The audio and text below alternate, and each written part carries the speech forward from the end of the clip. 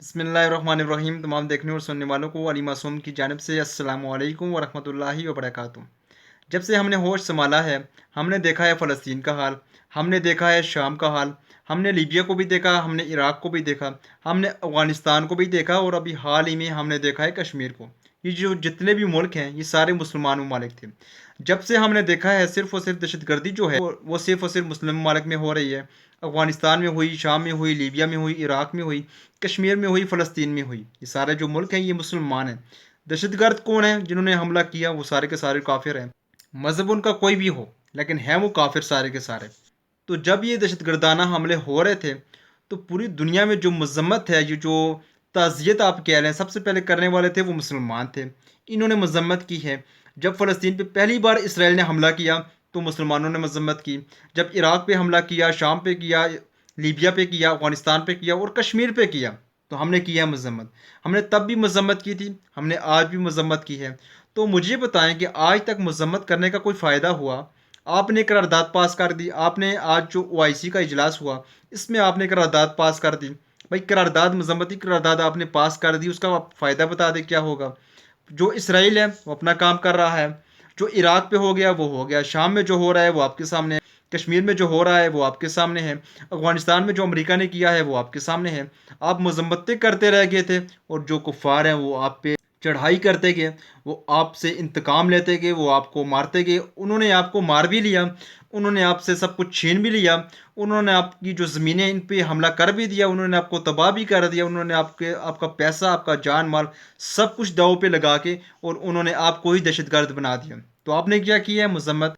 देखिए आपने जो ओआईसी का इजलास हुआ इसमें आपने करारदाद पास कर दी। भाई करारदाद तब पास होती है जब आपने लड़नी है सियासी जंग। सियासी जंग तब लड़ी जाती है जब आपने, जैसे अब ये आप कश्मीर में कर रहे हैं, ये किसी हद तक ये बात समझ आ रही है। जो कश्मीर में जो जंग चली आ रही है, जो सियासी जंग है, ये समझ आ रही है। जो अफ़गानिस्तान में हुआ है, साथ ही अफ़गान तालिबान की तरफ से जंग और साथ पाकिस्तान की तरफ से सियासी जंग, ये भी समझ में आ रहा है। लेकिन अब आपकी जो किबला अव्वल है, उस पे आपके यहूदी जो हैं इन्होंने हमला कर दिया है। आपने मज़म्मत नहीं करनी। आपने जब पाकिस्तान बनाया था, आपने जब पाकिस्तान वजूद में आया था, उससे पहले आपने पास की थी करारदाद। पाकिस्तान के लिए, पाकिस्तान को आज़ाद करवाने के लिए आपने की थी सियासी जदोजहद, आपने की थी सियासी लड़ाई। तब वो सियासी लड़ाई का टाइम था। उसके बाद जब पाकिस्तान आज़ाद हुआ 1947 के बाद, तो आपने जितनी भी जंगें लड़ी, वो आपने अपने मुल्क को बचाने के लिए लड़ी हैं। आपने कोई मज़म्मती करारदाद पास नहीं की। पर जब हिंदुस्तान ने पाकिस्तान के ऊपर हमला किया, तो आपने कोई करारदाद पास नहीं की। आपने जो है वो अपने मुल्क के लिए, अपने ज़मीन के लिए आप लड़े हैं, आपने अपने मुल्क को बचाया है, आपने कोई मज़म्मती बयान नहीं दिया। तो आज अल्हम्दुलिल्लाह पाकिस्तान जो है वो कायम व दायम है। तो इसी तरह जब अफ़गानिस्तान में ऐसा हुआ था, जब शाम में हुआ था, लीबिया में हुआ था, इराक़ में हुआ था, वजूद में तो वो पहले से आ चुके थे वो ममालिक, वो तो पहले से ममालिक आज़ाद थे, फ़लस्तीन भी आज़ाद था। तो फिर आपने मज़म्मत किस चीज़ की करनी है? कि आपने किस चीज़ की सियासी जंग करनी है?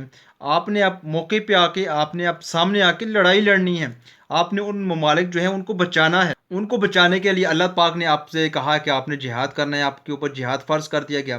तो हमने देखा जब जब छोटे-छोटे होते थे, तो जो हमारी जो पुरानी जो छोटी किताबें होती थी, 5वीं और छठी की जो जमात की जो किताब होती थी, उसमें हम पढ़ते थे जिहाद। उसपे पूरे-पूरे चैप्टर होते थे और 5वीं से लेकर 10वीं तक जो हर क्लास में चैप्टर होते थे। और जब आहिस्ता-आहिस्ता जो मैट्रिक की जो इस्लामियात थी, उसके ऊपर उसके अंदर से जो जिहाद है उसको ख़त्म कर दिया गया।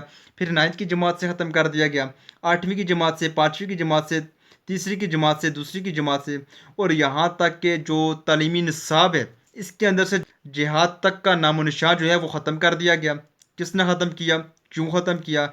इसीलिए ख़त्म किया क्योंकि आपको दहशतगर्द बना लिया जाए और आपको तबाह करके दहशतगर्द भी आपको बना लिया जाए और सब कुछ आपसे छीन भी लिया जाए। और जो जिहाद आप पे फ़र्ज़ था, और आज वो काम शुरू कर दिया है यूरोप ने, आज वो काम शुरू कर दिया है इसराइल ने। इन्होंने मस्जिद अक़सा पे हमला कर दिया है, इन्होंने मस्जिद अक़सा पे चढ़ाई कर देनी है, इन्होंने मस्जिद अक़सा को शहीद करना है। लेकिन आप मज़म्मतें करते रह जाएंगे, आप जो है वो करारदादें पास करते रह जाएंगे। भाई जो 57 इस्लामी ममालिक का जो इत्तेहाद है, ये सिर्फ़ और सिर्फ नाम का है। इन्होंने आज तक इस्लाम के लिए कुछ नहीं किया, इन्होंने आज तक मुसलमानों के लिए कुछ नहीं किया। अगर ये कुछ करते तो ये तब करते जब फ़लस्तीन पे हमला हुआ था, जब इराक़ पे हमला हुआ था, जब लीबिया पे हुआ था। चले कह लें कि ये पहले बनी नहीं हुई थी, इसका पहले कोई नामो निशान तक नहीं था। तो आप ये तो कह लें इन्होंने अफ़गानिस्तान में क्या किया, इन्होंने कश्मीर पे क्या किया। कश्मीर तो कल की बात है, इन्होंने क्या किया आपके साथ। ये जो 57 इस्लामी ममालिक का इत्तेहाद है, इनमें जो अक्सरियत है ये तो इसराइल के साथ मिले हुए हैं। आप इनके साथ जाके जो करारदाद पास करते आ रहे हैं, इनके साथ आप जाके बात करते आ रहे हैं, ये तो खुद जिहाद से डरते हैं। इनकी तो जो अपनी ताकत है, जो इनका अपना डिफेंस है वो कमज़ोर है। इनकी तो अपनी जो सऊदी अरब है, इनकी तो अपनी हिफाजत जो है वो अमेरिका करता है। ये क्या लड़ेंगे इसराइल के खिलाफ, ये क्या साथ देंगे आपका। ये सिर्फ और सिर्फ मजम्मत करेंगे, और इसराइल जो है वो इसी तरह से फ़लस्तीन पे चढ़ाई करता रहेगा, फ़लस्तीन पे कब्ज़ा करता रहेगा, और वो मस्जिद अक्सा को शहीद कर देगा।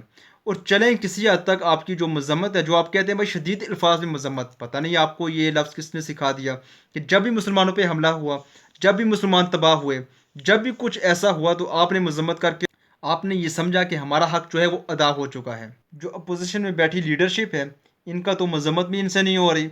ये तो इसराइल का नाम भी नहीं ले सकते भाई, ये क्यों इसराइल का नाम लें। अगर ये इसराइल का नाम लेंगे तो जो पैसा ये यहाँ से चोरी करके बाहर लेके गए थे, ये सारे का सारा पैसा जो है वो इसराइल से होकर गया है। आप पाकिस्तानी अदालत में, पाकिस्तान के कानून में कहीं भी कभी भी इनका जो पैसा है जो यहाँ से लूट के ले जा चुके हैं, इसको पाकिस्तान वापस नहीं ला सकते। लेकिन अगर ये इसराइल के खिलाफ जाते हैं, अगर जो अपोजिशन है ये इसराइल के खिलाफ बयान देती है, फजल रहमान को आप देख लें, ये भी बयान नहीं दे रहे इसराइल के खिलाफ। ये कभी भी इसराइल को दहशतगर्द नहीं कहेंगे, ये कभी भी नहीं कहते कि ये गलत है। अगर ये कह भी लें तो इन्हें ये जो है ये सब कुछ लिख के दिया जाएगा। तो ये अगर इसराइल के खिलाफ जाएंगे तो इनका जितना भी पैसा है उसकी मनी ट्रायल जो है वो इसराइल के पास है, तो इनको 2 दिन के अंदर रोड पे ला सकते हैं। तो इसीलिए इनसे तो मजम्मत भी नहीं हो रही। और मेरा एक पैगाम उन लोगों के लिए है जो कि कहते हैं कि पाकिस्तान की जो फ़ौज है ये 85% जो बजट है वो खा लेती है। तो आप इस वक्त आपने शाम को नहीं देखा, शायद आपको नज़र नहीं आया, आपने इराक़ को भी नहीं देखा, आपने लीबिया को भी नहीं देखा, आपने अफ़गानिस्तान को भी नहीं देखा। ये जो जितने भी मुल्क हैं जो तबाह हो चुके हैं, ये सारे आपसे ज़्यादा अमीर थे, ये सारे आपसे पहले वजूद में आ चुके थे। लेकिन इनके पास आपकी जो फोर्सेस हैं इनकी तरह से आला फोर्सेस नहीं थी, इनके पास आला हथियार नहीं थे, ये एटमी ताकत नहीं थे, इनके पास फ़ौज थी नहीं। तो इसीलिए इनका यही हाल हुआ जो आप आज फ़लस्तीन का देख रहे हैं। आपने कश्मीर का हाल देखा, आपने अफ़गानिस्तान का हाल देखा। इनकी वजह यही थी कि इनके पास ताकतवर फ़ौज नहीं थी। तो अल्हम्दुलिल्लाह आपके पास ताकतवर फ़ौज है, आप इसकी कदर करें। आपकी जो फोर्सेस हैं इनके पास एटमी ताकत है, इनके पास दुनिया के जदीद हथियार हैं, इनके पास टेक्नोलॉजी है। चाहे आपको सामने कुछ नज़र आए ना आए, लेकिन बैक पे पाकिस्तान के पास बहुत कुछ इस तरह से मौजूद है जो आज तक किसी को मालूम नहीं। जिनको मालूम होना है उनको तो मालूम है, और जो पाकिस्तान के दुश्मन हैं वो भी सारी बात समझते हैं, इसीलिए वो डायरेक्ट पाकिस्तान पे हमला नहीं करते। आपने देखा होगा कि इसराइल जो है वो पाकिस्तान का सबसे बड़ा दुश्मन है, लेकिन उसने पाकिस्तान पे कभी भी डायरेक्ट हमला करने की कोशिश नहीं की। अमेरिका आपका दुश्मन है, वो पाकिस्तान के ऊपर डायरेक्ट हमला करके सामने से आके लड़ नहीं सकता। हिंदुस्तान जो है वो दुश्मन है, वो सामने से आता है, भड़के मारता है, लेकिन लड़ नहीं सकता।